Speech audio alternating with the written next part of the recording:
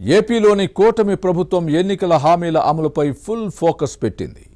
Super 6 పథకాల్లో ఇప్పటికే కొన్నింటిని అమల్లోకి తెచ్చింది. ఆగస్టు 15 నుంచి ఆర్టీసీ బస్సుల్లో మహిళలకు ఉచిత ప్రయాణాన్ని అమలు చేయనుంది. అన్నదాత సుఖీభవను పట్టాలెక్కించబోతోంది. కూటమి ఏడాది పాలనలో ఒక్కొక్క హామీ అమలు చేయడం విశాఖ వైసీపీ నేతలకు కంటగింపుగా మారిందా?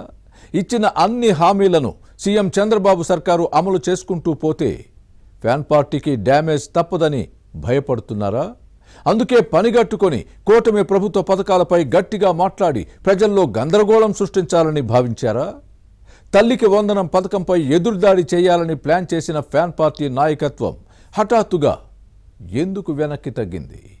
ఆందోళన చేస్తే తమ బండారం బయటపడుతుందని భయపడిందా? ముఖ్యమంత్రి చంద్రబాబు నేతృత్వంలోని కూటమి ప్రభుత్వం ప్రజలకు ఇచ్చిన హామీలను నెరవేర్చడంతో వైసీపీ నేతలకు ఒక పట్టాన నిద్ర పట్టడం లేదు.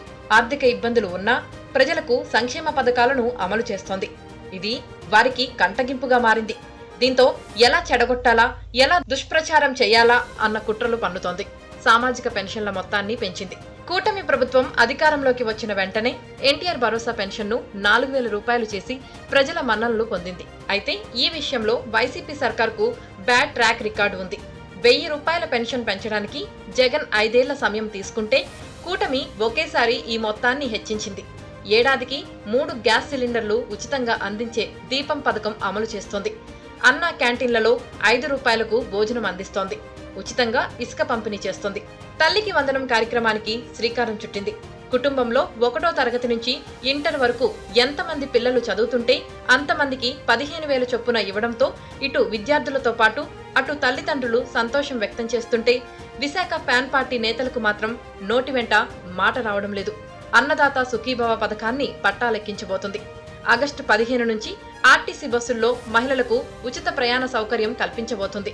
ఇలా సూపర్ 6 పథకాల అమలుతో తమకు ఇక రాజకీయంగా పుట్టగతులు ఉండవేమోనన్న భయంతో వైసీపీ నేతలు వణికిపోతున్నారు.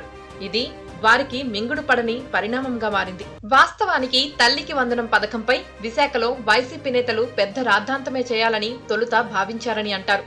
ప్రతి ఏటా 15,000 ఇస్తామని కూటమి నేతలు ఎన్నికల ముందు చెప్పారు.